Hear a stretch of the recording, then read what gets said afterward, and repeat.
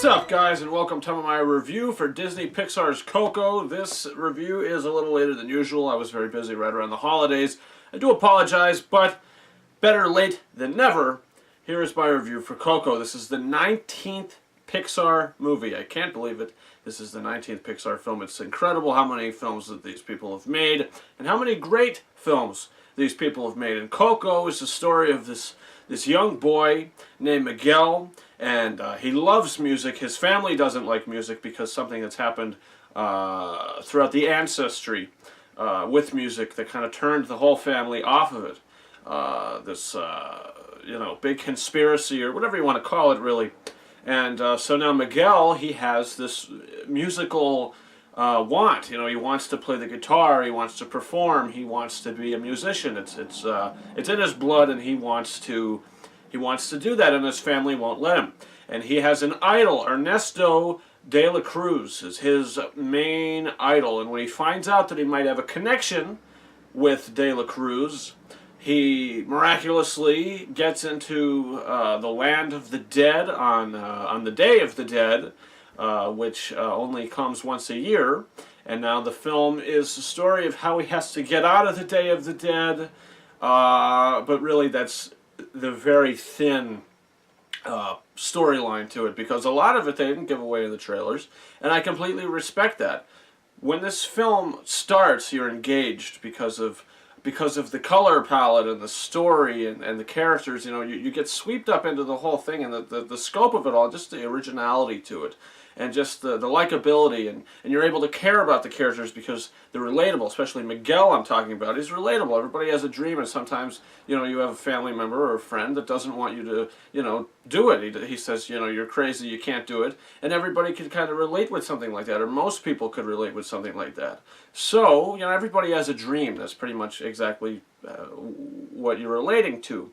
So these characters, they're so well written, and the screenplay is so well written in this movie because you care about the scenarios. They're not just watching the movie, and it's not just all these likable characters or just this likable kind of situation. You care about the story because of how well written it is and how relatable it is. And once you get to the second half of the film, with no spoilers, the movie takes a couple like twists and turns to it, and it's like, oh, we're going to go this way now, we're going to go this way now. But it all feels warranted. None of it feels like they're just doing this for the sake of doing it. Everything that happens in this movie and the complete runtime of the film doesn't feel misplaced. Nothing, not a single scene, not a single shot in this movie feels misplaced.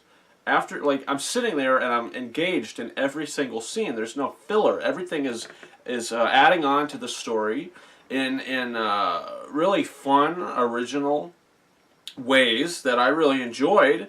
And once stuff starts to come forward towards the when the actual real core of the plot comes out, you're so wrapped up into it all because you were so invested in the first half of the movie. And when the film wraps up, the last 10 minutes, I was about to shed a few tears. I didn't, but I felt waterworks coming. I didn't completely cry, but I did feel like I was getting a bit emotional, because that's what Pixar does. They create wonderful stories, wonderful characters, and then at the end of the film, they rip your heart out and they show it to you. So you sit there and you weep a bit. I was in a pretty packed auditorium when I saw this, and I did hear some sniffles in the audience. This is a fantastic animated movie. The score by Michael Giacchino is incredible. All the voice performances, the directing by Lee Unkrich, who also directed Toy Story 3, is incredible in this movie. Like I said, nothing in this film feels misplaced. Every single character is in the film for a reason. It's such a wonderful idea to have, a story to where, you think about your ancestry, who came before you in your family. And they did a phenomenal way of twining that with the Day of the Dead, how they mesh all this up together. It's incredible, and I can't wait to see this movie again. If you're following me on this channel, if you have been following me on this channel, I will tell you this movie has easily went up into my top 5 of the year.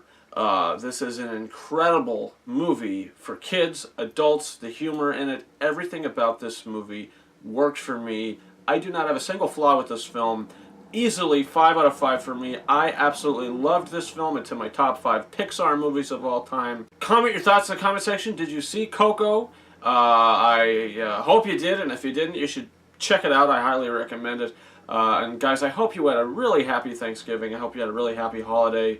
You know, if you have been a follower of this channel, subscriber to this channel, if you've been watching my videos for a long time, or if you just clicked on this one to watch, I am very grateful. I'm very thankful for whoever decides to watch me just sit here and talk about film. So guys, you can also follow me on Facebook and Twitter. The links to those are in the description of this video. That's about it. Thank you very much for watching my review for Pixar's Coco. Over and out. This isn't a dream then. You're all really out there.